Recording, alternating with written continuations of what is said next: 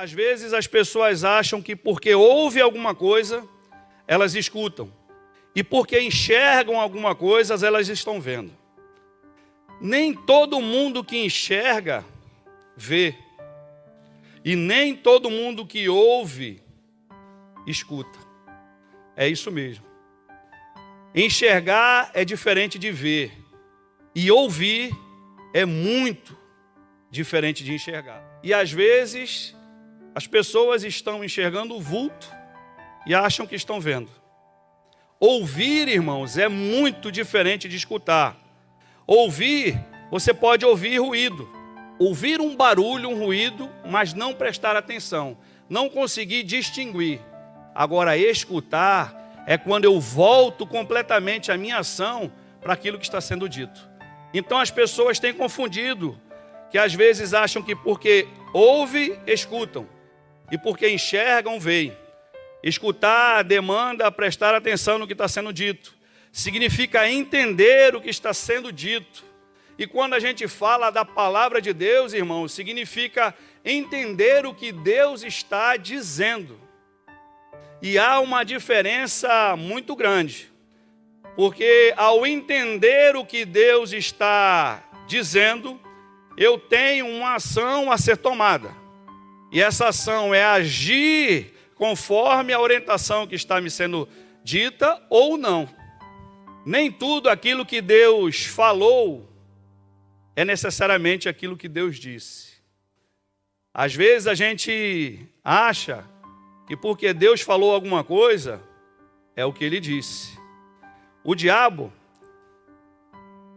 quando ele quer nos enganar, ele usa o que Deus falou, mas que não foi aquilo que Deus disse. E aí eu vou dar um exemplo para você, para a gente poder meditar.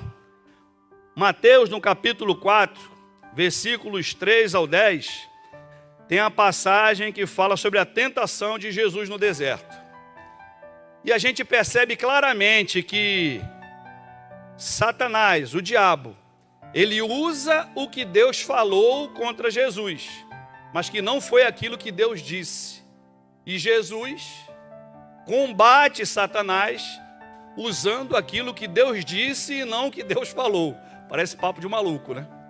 Acompanhe na Bíblia, Mateus capítulo 4, versículo 3. Então, o tentador, aproximando-se, lhe disse: se és filho de Deus, manda que essas pedras se transformem em pães.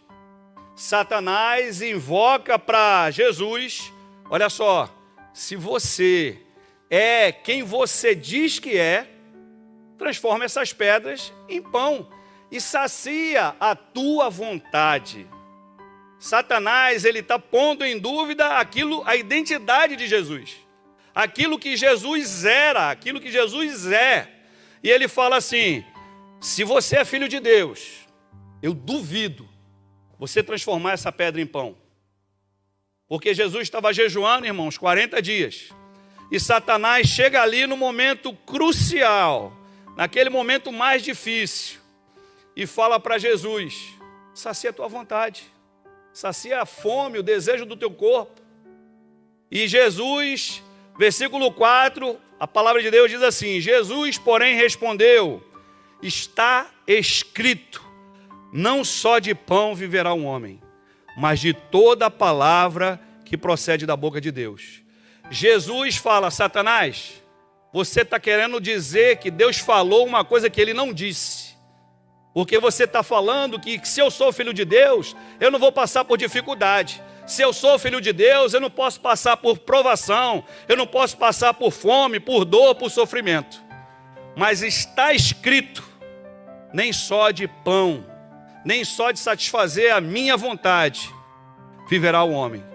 Pelo contrário, mas de fazer, mas toda a palavra que procede da boca de Deus.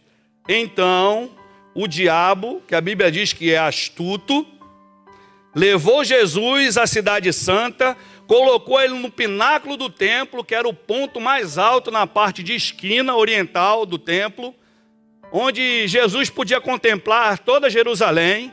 E ele fala assim, e lhe disse: se és filho de Deus, mais uma vez, recorrendo à filiação, à paternidade, né, de Jesus.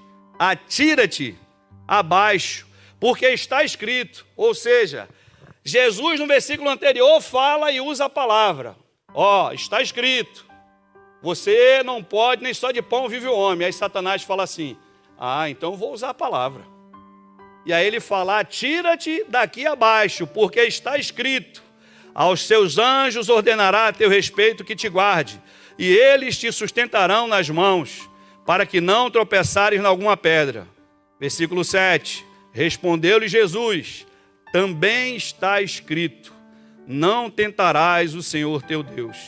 Irmãos, Satanás, ele usa a própria palavra para desvirtuar o que Deus disse e falar uma coisa que Deus não falou.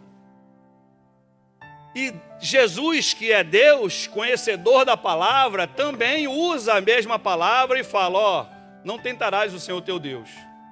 Isso serve para mim e para você, irmãos. Às vezes, a gente quer fazer uma coisa impensada, sem ponderar, sem refletir, sem considerar o momento, a circunstância, e a gente fala assim, Deus proverá, não, Deus vai nos abençoar. Vamos fazer, irmão, Deus vai na frente. E a gente não consegue perceber que às vezes a gente está tentando a Deus. É como se a gente dissesse o seguinte, Senhor, olha só, eu fiz agora, me abençoa aí, manda o dinheiro, manda a cura, manda a solução, porque eu já tomei a iniciativa. E eu quero que você agora resolva esse problema. Toma aí, segura esse pepino.